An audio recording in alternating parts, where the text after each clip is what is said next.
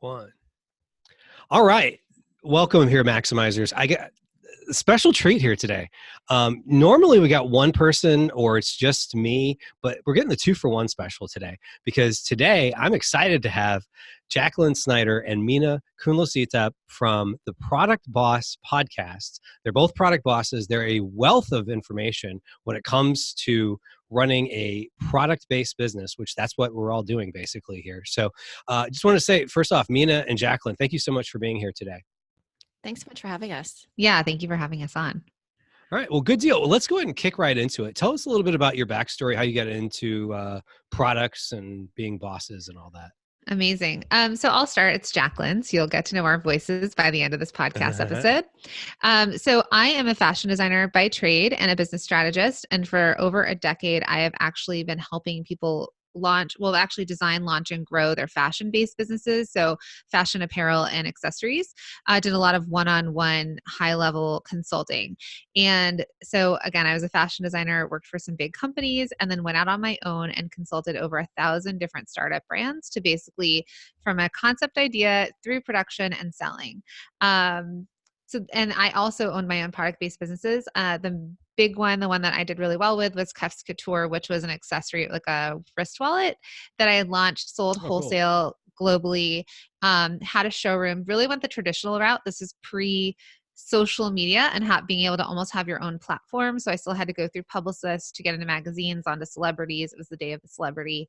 And I was really able to grow that business. And really my demise was that our cell phones got bigger and everybody asked, well, where do you put your cell phone? And so I decided to stop making that product. I'm the mom of 2 little kiddos and I live in New Jersey, just outside of New York City. And I'm married to a Broadway actor, which is why I live here. So I'm saying my location because Minna and I are business partners, but we do not live in the same state. Yeah, That's and crazy. I'll get into my background before we talk about our love story and how we became business partners. And I'll let Jacqueline go into that because she tells it so well. I'm Minna. I'm also the owner, not of only of the Product Boss, but of Lil Labels, which are waterproof labels for baby bottles. Mm-hmm. I started when I had my second daughter, so back in 2015, and this was when Amazon Prime Day became basically it was born, and it happened to be coincidentally the same time that I came out with my product. Before then, I was already within the Amazon world. So I had, back when Amazon was only selling books, I mean, people don't even realize that that's where they started, but I was already into print on demand, private labeling, all those things. And I really, really got in deep on how the whole monster of Amazon worked. And so that's where I started. And then I came out with my own product, Lil Labels, when my second daughter was born and realized, because I had my daughters 5 years apart, that they had never solved that problem. And entrepreneur in my blood, right? Mm-hmm. So I said, hey, I can figure this out. And I had an extensive background in commercial printing. And so what did I do? I figured it out. And my deadline was a baby brewing in my tummy. And 9 months later, I had a baby and a product on Amazon. And it basically snowballed very quickly and very easily since Amazon Prime, because Amazon Prime happens to be in July, back to school is in August. And that's where I started and where the magic all started.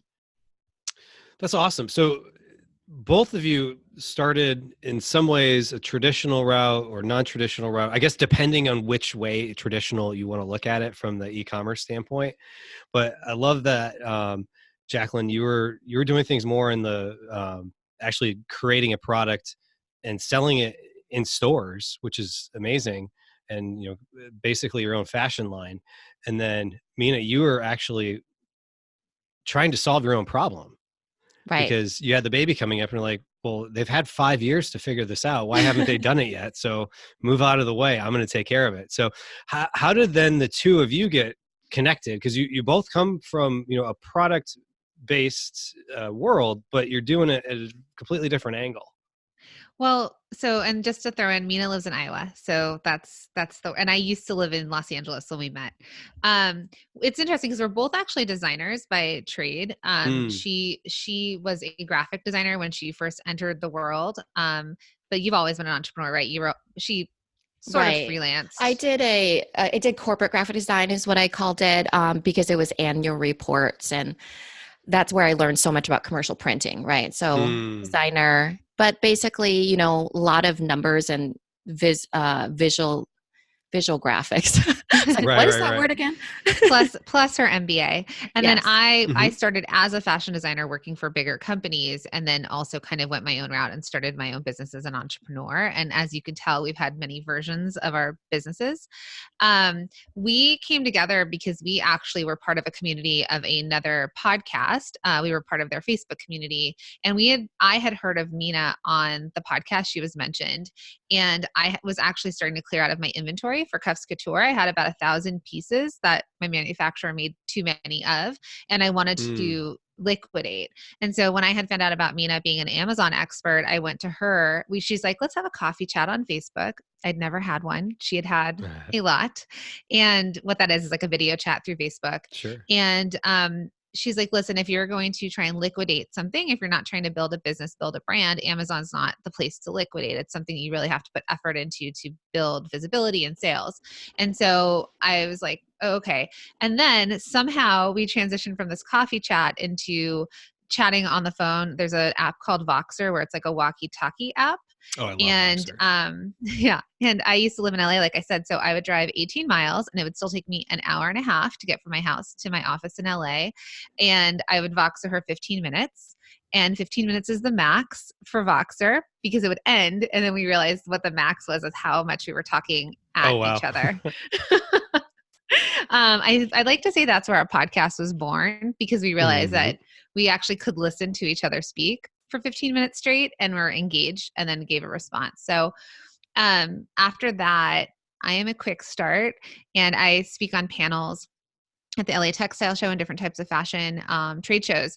And I was asked to do a talk plus panel, and I asked Minna, we had never met, we just Voxered and FaceTimed, and I was like, would you like to come out to LA and do this panel with me, and you could be the Amazon expert? I was like, what should I do this on? And so we quickly came up with what's now our signature course, which is Multi-Stream Machine.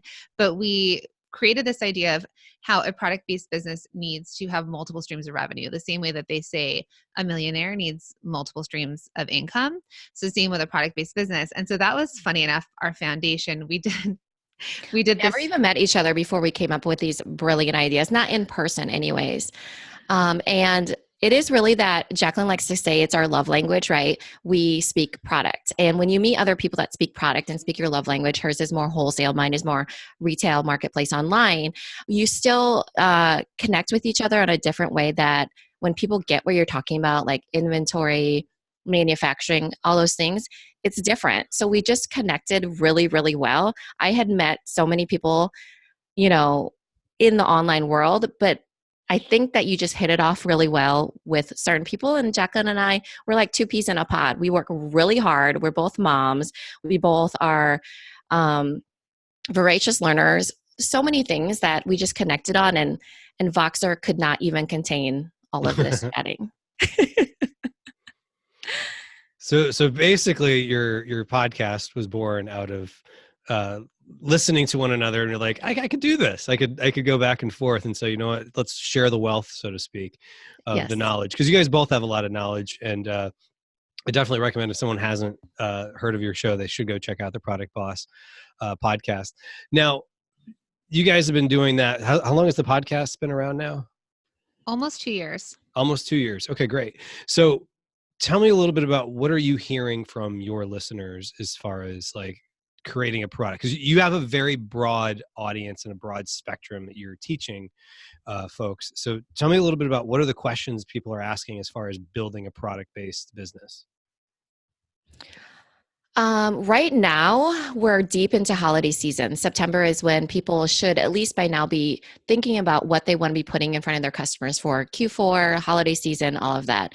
So I think for us, I know for you, since you do a lot of international, yours is more like July, right? But for the rest of us, we're kind of thinking about it right now. And I would say it's content ideas. Wouldn't you say, Jacqueline?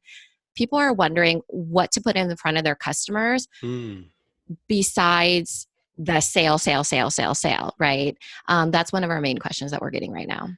Yeah, I think people are really, a lot of times product-based businesses don't know what else to offer. So when you're a service business, there's opt-ins, there's ways to get people to engage with you because you can give content that's, the written word. When you're a product, people are like, well, I'm not just giving my product away to get people to interact. And what else do I email my customers outside of like, this is on sale, this is on sale, this is a new product, right? They feel very limited. And I think we get that pushback a lot on social media when we're directing them on that they need to show up in more places. And they're like, well, what do I do? How do I do a story on Instagram? Because it's not me. I'm not my brand. What do I talk about with my brand? And so a lot of it is that content and what they're actually talking to their customers about outside of sometimes just solely selling to them. Yeah. Okay. Go ahead. Sorry, go ahead, Minna. No, I was saying, I think the best way that we teach it for them is we break it down for them into the 3 C's. If you wanted us to go into that, it's the 3 C's of content that we tell product-based business owners they should be putting in front of their customer, and it gives them an idea of this kind of 3 points of communication with their customers to get in front of them outside of just offering a discount or selling to them all the time. So we can break it down for you guys. Yeah, so let's break it down because I think that is a hang up people have. And it was like I was just at Brand Accelerator Live, which we were talking about before we hit record, and we had speakers who were talking a lot about content, and that was something that people were just soaking up. And I think just even like once they soak it all up and then they go home, they're still not 100% sure what to do with all of this knowledge, because it's like, you don't want to just buy my stuff, because it'll turn people off. But at the same time too, you want to warm them up in the right way. So what is your suggested route someone would go? Because people oftentimes have limited time, and content can be very time consuming. So what are those tips you would recommend people do to at least get started, do some, because something is better than nothing, I'm assuming. Yeah. So I'm going to say, we're going to talk about a lot of C's. The first C, Okay. though, I'm going to tell you all is just consistency. So I'd love you. We really love if they plan it. So whether you're going to do a weekly newsletter or you're going to tell yourself, I'm going to show up live once a week, or I'm going to try and post 3 times in my feed. A lot of the conversation goes to Instagram. That's where most of our clients, our students are worried about, because Instagram's kind of the big place. Now, whether it's Instagram, your newsletter, first we want you to think about where your customer is. So if you're selling to 55 to 60-year-old women, they are not necessarily showing up on Instagram. So that may not be the first place that we want you to work on your content, I guess. But what we want you to do is, no matter what, is be consistent. So the 3 C's that we go by, so our 3 pillars of content that are 3 C's, we usually talk about content, calendar content, conversational content, and cornerstone content. So Right. Okay. And think of it as 3 legs of a stool, right? These are the 3 legs of your content that you're building on top of to build up your brand. So I'll go first, Jacqueline, if I could describe calendar content. So calendar content is what we all think of as event-based content, right? It's the promotions we're doing. It's based off the calendar events. It could be National Dog Day, all those things that our mind goes to offer a sale. And this is the most typical way product-based business owners are thinking of, and they're just only staying within that realm. But that's only one leg, right? And the goal of calendar content is really to pick up visibility for your product and your brand. And it's based off of trending topics or calendar events, right? Trending topics, it could be like Game of Thrones. That's what I mean by calendar event. Every season, we know Game of Thrones is going to have a spectacular debut. So it could be that. It's based on specific events, and then it's within like a season or a calendar date. So that's calendar content. Okay, great. And then I would say the next one is conversational content. So that's the stuff that's entertaining, and it builds connections with your customer. It's like an extra touch point. And knowing who your customer is, like your ideal customer, what kind of conversation do they want to be having? Are you silly? Is there a mom component? Is there, something really serious? Thinking about who your customer is and what they are aware of. And that's how you're going to build that engagement and awareness of your brand. It's that instant interaction that you have with your customer. So sometimes it can be things like on social media where you're asking questions, you're polling people. It could be as simple as like, pumpkin spice latte or black Chai coffee tea latte. chai tea latte. Yeah. Right. And that goes to calendar in a way because we're talking in the time zone of or timeline of the holidays, right? You might be comparing two different warm beverages and you're bringing it into conversation. So it doesn't always have to be about your product. It's things that you want them to engage with. And so that would be like posts and polling. You could do short videos for them. You want things that they're going to interact with you on, that you might ask a question. You might incorporate something that's happening again, like a hashtag, polls. What's something else? You might even bring them into the development of your brand and say like pink or yellow, you know, passion fruit smelling or pineapple smelling, where they're starting to converse with you about it and they're giving you feedback and they're feeling a part of the overall brand. Right. That makes a lot of sense there because, sorry, just to jump in real quick, Oh, no, I no. like the fact that you're talking about getting feedback because then that helps create a product that people are going to be more likely to want. Or when you're doing promotions of product A or product B, you know which one they're reacting to more. So it helps you there. So I like that concept. I'm sorry, Yeah. Minna, go ahead. No, you're perfectly fine. I was thinking it was just kind of like the law of reciprocity, right? People love Mm, that feedback and they love being a part of something. Jacqueline is so amazing at conversational content because she always knows she's prompting something. She always gives a really short, engaging call to action. And that's what mhm, that conversation is. It's literally building up the like, or no, like, and then trust and buy, right? So you right. just have to remember as like little tiny snack size engagement pieces until they buy from you. Gotcha. And Gotcha. Sorry, go ahead.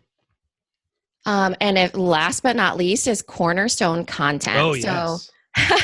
so this is the foundational content. You'll see a lot of people do like long form blogs, but this talks about more so the values, mission, vision is, and values is what we always say to Mm, our product-based businesses. It's the educational or informative content. So you're really thinking about your keywords. You're making sure it aligns with things that your ideal customer wants to hear about. So don't just go long forming some keywords. Make sure it's on a topic that could be evergreen, but also based off your values that lines up with your customer, right? Your customer is a very complex creature. right. They're just not into your product. They're into so many things in life. So think about what your brand represents and how that could overlap with what their interests are as well. So again, it talks about your product benefits, also posts. It could be how-to posts, relevant articles, industry facts. You'll see a lot of infographics, educational blogs, behind the scene videos that are more extensive, maybe like how it's made, case studies, and like reviews and testimonials that could be worked into like a story form. Okay, good. So let's say someone's listening to this and they're like, that sounds great. I love that. But I don't have time. Do you ever get that pushback from people? I mean, we all don't have enough time for, we always say like hashtag all the things. So that's what I'm saying. You do not need to, and I started this with the consistency, but also you do not need to be everywhere. So Right. first, I think I want you guys to identify where your customer is and pick one place. So if anything, if you are sending out a newsletter consistently, are you sending out a weekly newsletter? Then you can at least think about these 3 C's: the calendar content, the conversational, and the cornerstone content. And you can just think about, every week of my newsletter, am I showing up in one of these ways? So you may only have a sale once a month. And then maybe one of the times is a how-to or like something that adds to the brand. Maybe another time is something where you want them to send you back a message, right? Like Mm, yellow or pink, you can ask that in a newsletter and ask them to send it back, or you can send them over to Instagram to take a poll, for example. And then that calendar content. So Minna talked about Game of Thrones. You can tell she doesn't watch it because winter is no longer coming. It is done. but mhm. but it was such a big deal this year with let's say Game of Thrones when it was ending. Everybody was incorporating that somewhere into some conversation they were having. So when you think about, like, we're coming up on elections in the US, Mm. you don't always have to take a political spin, but there is like, did you vote? So thinking about what's happening. So yeah, so I would say just pick pick when you're going to do it and maybe the first place you're going to start. And I'd rather you pick one place to start and pick these multiple ways of conversing with your customer than feeling like you have to be on all the social media platforms and creating weekly emails and, making YouTube videos. Pick one place to start. Right. Keep it short and sweet. Yeah, and sometimes it's just getting started. So just to help people see the vision, because what is inevitably going to happen is they're going to post stuff and it's going to be crickets, most likely, unless they have a large list. But if there's someone who's been focused on, let's say, mostly Amazon, they don't have a large list because Amazon has their list. So what is the vision of like how long you would say, depending of course, but like if you got started in a year or two, what could that look like, just hypothetically? Such a good question. I mean, we all start at zero. So you just have to think of it as a snowball. This is what we tell so many people, that even if you start out at 5 and you go to an in-person trade show, let's say, and you get 25 people to sign up for your list, that's 25 people added to your list. Or it's just all the places you're being visible. On Instagram stories, there's this thing that you can ask, they can ask questions. You could also say, hey, get on our email list. Put your email address in here, and they can type their email right in Insta stories and you upload it, right? Let's say you get 10 people every single week. That's a lot of people. So you just really have to think about what's the quickest, easiest way for them to get on your list anywhere that you're showing up. Jacqueline calls it the exchange, right? If you're showing up in front of them, like at a trade show, be sure to ask for their email. I think that's the thing, is like, if you don't ask, you will never grow your list. And the question about Amazon, because we have a lot of Amazon sellers, we have a lot of Etsy sellers, for example, where you do not own your list. You don't want to violate any terms, but you do want to start to get these people off of these platforms that you have no control over, whether your business stays or doesn't stay. They can shut you down at any point, and we need to start getting those customers. So, for example, with Amazon, you could have a follow us at, our Instagram account, for example, to learn about promos or new products. Like, you can start to try and pull them onto your Instagram. Then let's say you start to build your Instagram up in the DM or in your bio. You can then ask them to sign up on your website to then get 20% off your website. So you need to start pulling people from where they are, and without, again, violating terms, but how can you get them into somewhere of your own platform? So be it in social media. And like Minna said, you start small. Like we built I built a business without a list. I built a very traditional business. Minna built on Amazon without a list, but she still shows up content-wise on social media platforms. I still make sure that I'm in front of people and I'm engaging, and I'm actually just sharing the stuff. So even if you're selling directly to buyers at retail stores, you still want to be emailing your buyers and saying, hey, this is what's happening. This is who's wearing it, engaging with people. Yeah, and that's the magical question sometimes, is what is the what's the right terms of service and reaching out to your customer, or telling them where to go. And I tend to be on the very careful side of that, of not sending them anywhere off of Amazon.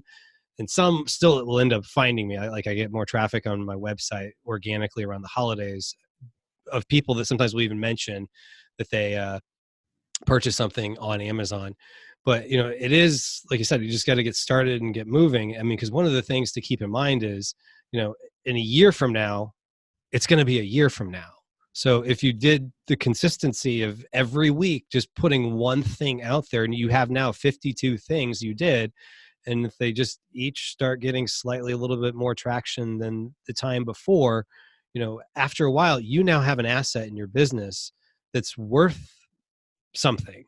And people don't always realize that, is that recently I was talking with Joe Valley from Quiet Light Brokerage, and he was talking about how the multiple that your business is worth, basically your profit times a multiple, you get a bigger multiple, meaning your business is worth more if you have things other than just sales on Amazon. So if you have content program and it's starting to get traction, and maybe at first it was crickets and you were talking to a brick wall, but then all of a sudden 1 or 2 people came in and you were at a trade show and you're talking to people, and then all of a sudden, it starts to grow. But if you don't do it, it's nothing. So that's definitely a good way to look at it. So, so for those people that are like, okay, yeah, that's great, and you've thrown all this stuff out there. Is it Instagram I should do? Is it whatever?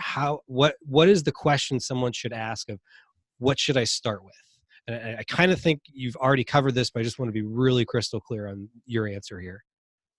Well, I mean, my opinion for one is if you can build your list, again, Instagram's not yours either. So I think no matter what, you guys only own, like you said, we only own our email lists. That's the only way we'll ever be able to contact our customers again, no matter what happens. So again, without violating terms on certain things, if you could bring them into social media and you can engage with them in these ways, or you offer value to them, that exchange that Minna was saying that I talk about is that exchange with, when you just imagine meeting someone in person, or dating, right? You meet someone and you exchange phone numbers when you realize you like each other. You're having this content for them to like you more than the physical product. You don't build a brand on just a single product. It's the whole concept of the brand. It's every feeling you have based around that brand and how they show up for you.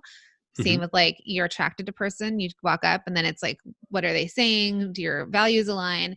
And then you make that exchange of the phone number and then you continue that relationship. So, Minna, what would you say? Right. I would say the same. We call them assets. Your asset is your email list. It's also your own platform, so your website. So if you can somehow start on SEO, getting that cornerstone content into your website, getting your keywords, making sure things align with your customer. So when they go looking for you, they can find you, because there are times when they will just be intrigued by a brand. I do it all the time as a mom. And I'm like, hey, this is a really cool brand. I'm going to go check them out. They need to be able to find your website. They need to be able to find you on Instagram if that's where they're going to validate and verify your brand. And they need to be able to put their email in somewhere because then they can eventually become your customer. So I think that those things of remembering what your assets are that you actually own is just your email list and your website, and you will forever own those, and you cannot get knocked off because of an algorithm. And that's so true because, the algorithms are great, but they can change tomorrow and all of a sudden it may not be what it was last week.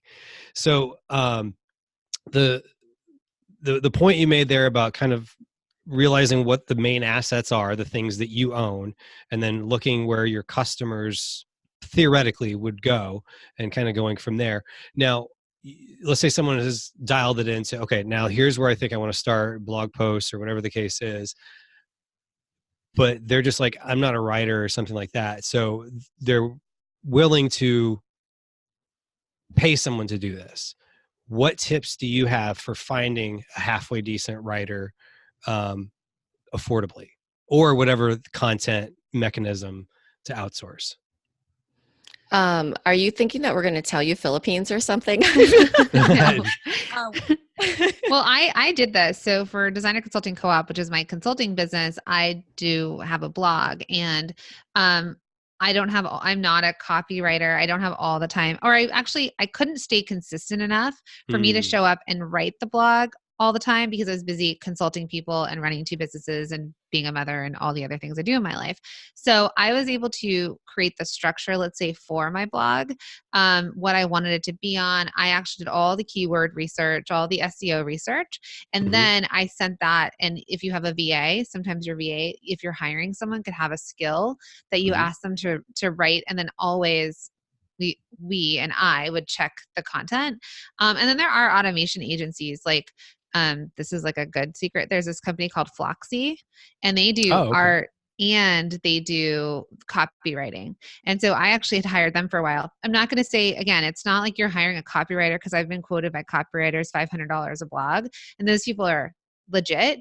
This is something where you just want someone to execute words, probably more so for SEO purposes and something to read through, but you're not coming at it saying, I'm a blogger now. Like, this is not your lifestyle. So there are some automation agencies like that sometimes can write. And I think there are actually copyright only automation agencies, and that might be somewhere else that people look. And I've done something really similar too for Lil Labels. So I did all the keyword research myself. I hired somebody off of Upwork, and I've been on Free Up and all those Fiverr and everything like that. I hired a mom blogger that was on there, had her batch out. So I always recommend batching. This is if you're doing it yourself or if you're hiring somebody. So don't for her, I gave her a test one and I was like, you know what? I'll give it a B plus. B plus work is good enough in my mind, right? Mm-hmm. So I batched out, basically I give her 9 articles at a time. And then I say, create these 9 articles. Here's the title. Here's kind of the type of article that I've seen about this that I like. Don't copy it, obviously, but use it as Right. inspiration. And she's a mom blogger. So since my product is for moms, she can write something that's good enough. Definitely, I go back in and read it because she's definitely a different voice than I am. Mm-hmm. So I go in and I edit it. And then I take all 9 of those articles and I hire somebody else to put it onto my website, because my blogger is not, or my copywriter, my blogger person is not a Shopify person. So I say, here's 9 articles, put it onto Shopify. So it's all automated except for I'm the quality check, right? It's not automated enough where I quite can say, hey, send it over to this person. I also want a quality check. And then I basically batch things 9 at a time.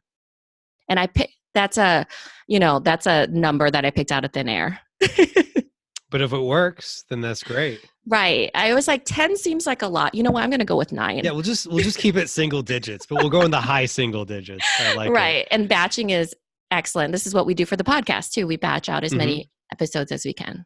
But let me even just say, let's just say, depending if you're going to do a blog a week or a blog a month, just for example, you could do 4, because there's usually about 4 weeks. You could do 1 month at a time, or you could even do it per quarter. You could do 3 at a time and know that you're going to release it once a quarter. So just think about your consistency and when you want to release stuff, and then decide maybe, because I know for me, when I'm in that mindset of, okay, I'm doing my keyword research and I'm there, I need to just kind of get the job done, because to come back to that of all the things we have to do is a different mind, like a different gear that I'm in. And so I think it just depends on the way you work, but absolutely know that you should not be doing all the things in your business. So what you can afford to hire out for if you can afford to do that. Even if it's somebody to do your laundry. That's so true. That's so true. Because sometimes we think like, oh, I need a VA in the Philippines or whatever the case is, as Minna was mentioning. That's why before. I said, I know. I feel like your mind is going to the Philippines. No. It was just, to outsourcing. But, to your point, it could be laundry. It could be, lawn care. It could be, whatever the case is, if you're spending time on a task that you could pay someone else $10 an hour to do, that, when you own your own business, your personal life and your business life tend to intermingle each other. So there's not generally a straight cutoff. So what gives you time back in one can give you time back in the other. And, to your point, like there's all kinds of places you can find mom bloggers, you can find English majors. I mean, there's so many aspiring writers that just want practice and to feel like they're making some money out of their passion which is for writing, not necessarily the topic, but, if they could make, $50 to $100 an article, they'd be ecstatic. And it could be, Yeah, I don't less pay than them that. that much. Right. But I would say, because you brought up a lot of hurdles from like the perspective of the listener, and I love that, because absolutely people do that. I would say you guys write down your goal of what your hopes and dreams are, right? So I'd like to do 1 blog post a week and 1 newsletter a week, which the newsletter can relate to the blog post, whatever it is. I want you guys to write down what you think your goal is, and then write down the objections, like all the things like, oh, but I have a whole pile of laundry sitting there waiting for me to do it. And I have to pick my kids up at 3:00 in the afternoon. And I don't have a writer. So write down all the kind of roadblocks and then start solving those for yourself. By the way, speaking of Minna, I used to think I needed to hire someone to come into my house to do my laundry. Well, my mother-in-law just had this genius idea. She's like, fluff and fold. There is a service that we could throw all our stuff into a bag. A guy comes, picks it up from our doorstep. And I live in the suburbs of New Jersey where things are not always ideal with like delivery systems here. Picks it up, does it in 24 hours, brings it back folded better than we will ever fold it in our lives. And that is like 2 days worth of hours saved. So think about all these things that are in your way and get those roadblocks out of your way. So find your solutions there so that you can then hit the goal that you want to hit. Yeah, I love that. Oh, I need a fluff and fold where I am. Maybe I know. Like, did they come to Florida? They might, because I'm telling you, Instacart doesn't even deliver here sometimes. So the fact that I have like a fluff and fold person is like, I suddenly am back in New York City. So That's awesome. Kevin, you probably have TaskRabbit or Hello Tech or any of those that could do something. Need a mounted TV? Hello Tech, right? You need to, and then there's Grubhub, DoorDash. I mean, so many things that could make our life easier. We live in a phenomenal time that if you don't even want to walk out your door, you do not have to. And honestly, like some of the stuff, like folding laundry, I know it doesn't bring me much joy. That's for Right. sure. That's a very good point. That's a very good point. And if that's something that could free your time so that you could focus on things that do give you joy and help you grow your business, then it's worth it. So this has been a great conversation here. So I really appreciate you guys coming on board here to talk a lot about content and help walk people through some of the hurdles they may have mentally or just knowing what to do to get started and what the vision is. So if they wanted to find the two of you online or learn more about you, how would they go about doing that? So we are theproductboss.com. It's with a the at the beginning. Mhm. You can always, if you guys are listening to this podcast, just hang on, like come on over to the Product Boss podcast, subscribe. We are there. We have some really great things. Like we did a whole holiday prep series recently, and Minna and I are always on Instagram. So we're at the Product Boss, and we are always in the DMs. So we're chatting with our listeners in there, and we're engaging, and we love to see what your product-based businesses are doing as well. And then we actually have a freebie for you guys. So Minna, do you want to tell them about that? Sure. It is our freebie that we love giving product-based business owners because anybody from startup to, deep into the product world can use it. And it's the 10 hacks to running your product-based business like a well-oiled machine, and just throws you ideas out of how you can just do it a little bit easier and make your life a little bit better. So that is at theproductboss.com/max, MAX. I love it. I definitely think anyone listening should go check that out. Should go get the 10 hacks to I'll let you. A well-oiled machine. Running well-oiled machine. My voice is not the most well-oiled machine, as we were talking about beforehand.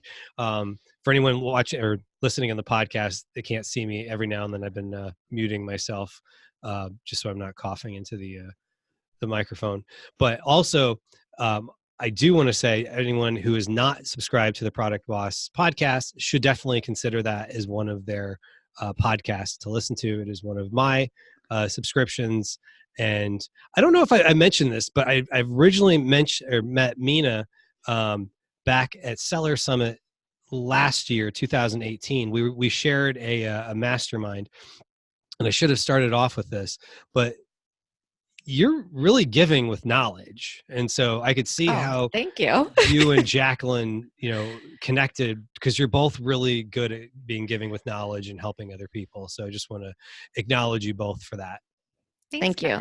I was a little bit concerned about that mastermind because having in the podcast, and I was on like a high from podcasting so much that when I went into the mastermind, I was like, oh my gosh, you know what you should do? And then an hour later, here I am still talking. So I have to be a little bit, like, okay, we're not on the podcast anymore. You're in a mastermind.